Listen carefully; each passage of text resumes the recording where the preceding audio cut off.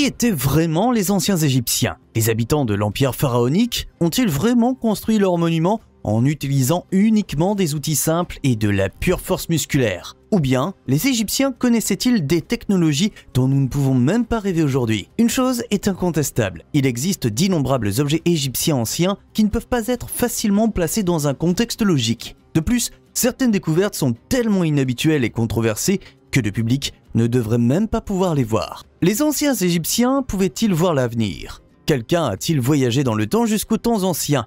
Ou bien, les Égyptiens possédaient-ils des machines futuristes de haute technologie qui surpassaient même les nôtres?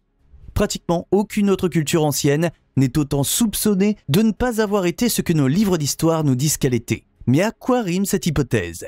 Comment certaines personnes en viennent-ils à penser que les Égyptiens étaient en fait beaucoup plus avancés que ce que les historiens traditionnels voudraient nous faire croire? Eh bien, de telles hypothèses se fondent avant tout sur les étranges découvertes qui ont déjà été faites dans l'Égypte ancienne. Il suffit de penser aux mystérieuses ampoules de Dendera. Alors que les reliefs correspondants se trouvent dans le temple éponyme d'Hathor de Dendera, ils divisent le public en deux camps. Les chercheurs conservateurs affirment que nous ne voyons ici que le mythe égyptien de la création. En revanche, les opposants alternatifs reconnaissent dans les récipients en forme de bulle non pas l'utérus de la déesse du ciel, Nout, mais des lampes électriques tout à fait fonctionnelles. Et que dire des énigmatiques hiéroglyphes qui ornent le temple mortuaire de Sétos Ier à Abydos? En fait, nous voyons ici des structures extrêmement étranges qui ressemblent à des avions et à des hélicoptères. Mais comment cela est-il possible? Comment les Égyptiens pouvaient-ils même savoir ce à quoi ressemblait cette technologie ou comment elle fonctionnait? Mais ce n'est pas tout.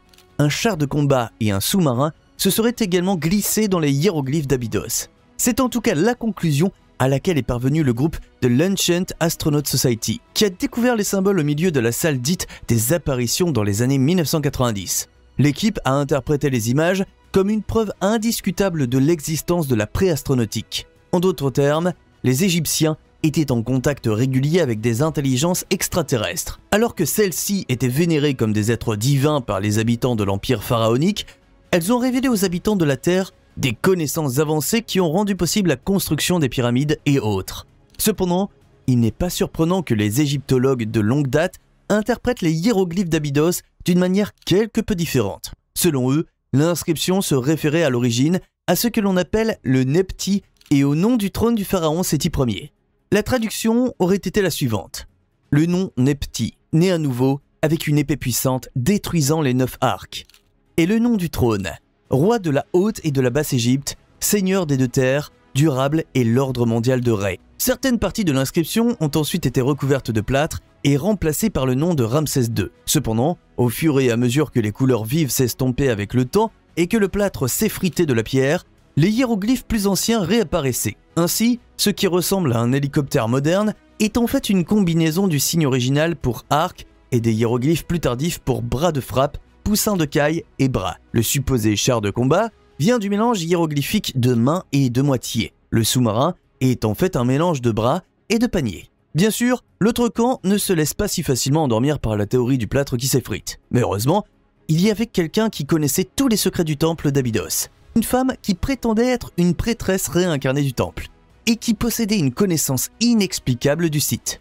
J'ai eu une relation avec Sétos Ier. Bien sûr, il y a beaucoup de bizarres. Des gens qui inventent les histoires les plus folles pour avoir leur quart d'heure sous les projecteurs. Mais on ne peut pas faire aussi simple dans le cas de Dorothy Eady. Car bien que ces récits ne puissent pas être plus farfelus, il semblerait qu'elle savait quelque chose qu'elle ne pouvait pas réellement savoir. Née à Londres en 1904 et décédée à Al-Araba al-Madfouna en Égypte en 1981, tout a commencé lorsque Dorothy, âgée de 3 ans, est tombée dans les escaliers et s'est blessée grièvement. Par la suite, elle a été hantée par des rêves et des visions mystérieuses et n'a cessé de demander à ses parents de la ramener enfin à la maison. Ce n'est que lorsque Dorothy a visité le British Museum avec sa famille et y a vu une photo du temple d'Abydos qu'elle a affirmé être arrivée avec son peuple. Plus tard, la Britannique a étudié intensivement la langue et la culture égyptienne ancienne et s'est finalement convertie à la religion égyptienne ancienne. Finalement, elle est devenue dessinatrice technique pour la plus haute autorité égyptienne de protection des monuments et a fait des recherches sur le temple mortuaire de Sétos Ier à partir des années 1950. Et étant donné qu'elle avait déjà passé la majeure partie de sa vie antérieure ici, cette étape semble tout à fait logique. Incroyable, mais vrai. Lors d'une séance spirituelle au cours de laquelle Dorothy a contacté son moi passé, elle a écrit son histoire en parfait hiéroglyphe de l'Égypte ancienne. Les symboles disaient qu'il y a des milliers d'années, elle était une fille appelée Bentreshit, qui a grandi comme orpheline dans le temple. C'est là qu'elle est devenue prêtresse et qu'elle a rencontré le roi Sétos Ier. Les affirmations suivantes montrent qu'il s'agissait de bien plus qu'une rencontre éphémère. Dorothy, ou Bentreshit, avait entamé une relation amoureuse interdite avec le pharaon et elle était tombée enceinte de lui. Cependant, comme elle savait que la grossesse équivalait à une condamnation à mort, elle s'est suicidée. C'est vrai, et puis elle s'est réveillée. Mais attends, on dit plus tard que Dorothy possédait des connaissances extraordinaires sur le temple. Elle était capable de localiser les ruines du jardin perdu du temple, qu'aucun archéologue n'avait jamais découvert auparavant. Elle connaissait également la position des anciens tunnels et des tombes, et elle savait l'emplacement exact des peintures du temple qui n'avaient même pas été publiées à l'époque. Malgré ces affirmations, disons idiosyncrasiques, les publications scientifiques de Dorothy Eady n'ont jamais été remises en question. Est-ce une preuve de technologie perdue? Te souviens-tu de ton professeur d'histoire qui te disait que les blocs de pierre des anciens Égyptiens étaient si précis que même une feuille de papier n'aurait pas pu passer entre deux? Un simple coup d'œil à la pyramide de Khéops suffit pour comprendre que les Égyptiens ont créé leurs chefs-d'œuvre architecturaux à grande échelle. L'immense monument est constitué d'environ 2,65 millions de blocs de pierre. Et en effet, certaines des anciennes reliques témoignent encore de l'incroyable savoir-faire des Égyptiens. Les pierres individuelles s'emboîtent si parfaitement qu'on ne peut même pas dire où un bloc se termine et où un autre commence. Cependant, ce n'est pas seulement la précision qui rend les anciens bâtiments égyptiens si impressionnants, mais aussi leur taille. Jetons un coup d'œil au temple de la vallée du roi Képhren. Situé près du Grand Sphinx, de nombreux blocs de granit rose du site pèsent plus de 30 tonnes. Et pourtant, les pièces individuelles massives ont été assemblées si parfaitement qu'elles ressemblent à un puzzle surdimensionné. Même les hommes adultes ont l'air d'enfants chétifs devant ces blocs impressionnants. Mais ce n'est pas tout. Un matériau de construction, qui pesait plusieurs tonnes, a également été transporté depuis un endroit situé à pas moins de 800 km du plateau de Gizeh. Mais comment cela est-il possible avec les ressources de l'époque? Eh bien, selon les historiens conventionnels, les Égyptiens ont utilisé des bateaux pour transporter la cargaison sur le Nil. Cependant, il y a un gros hic à cette hypothèse. Même les plus grands bateaux égyptiens anciens, qui ont été redécouverts jusqu'à présent, n'auraient jamais été capables de supporter de telles charges. Mais revenons maintenant à la précision exceptionnelle des blocs. À certains endroits, on a l'impression qu'ils ont été découpés à l'aide d'une sorte de technologie laser, puis fusionnés. Mais comment les Égyptiens ont-ils maîtrisé cette tâche difficile? Eh bien, la question de savoir comment les habitants de l'empire pharaonique ont pu percer et scier des roches telles que le basalte et le granit est l'une des plus perplexes de toutes. Après tout, ils avaient besoin d'un matériau au moins aussi dur que le quartz. On suppose que les scies en cuivre étaient utilisés avec un mélange d'eau, de gypse et de sable de quartz. Et même si cela était possible, nous sommes tous d'accord pour dire qu'il s'agissait d'un travail extrêmement pénible qui prenait énormément de temps. Dans ce contexte, une question fondamentale se pose. Pourquoi les Égyptiens auraient-ils continué à travailler pendant des heures si le bloc n'était de toute façon plus utilisable en raison d'un défaut?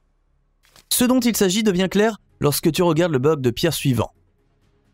Exposé au musée égyptien du Caire, il ne serait rien d'autre qu'une mésaventure de la pierre. En d'autres termes, l'ouvrier a déformé la coupe, rendant le bloc inutilisable. Mais pourquoi a-t-il continué à scier si longtemps?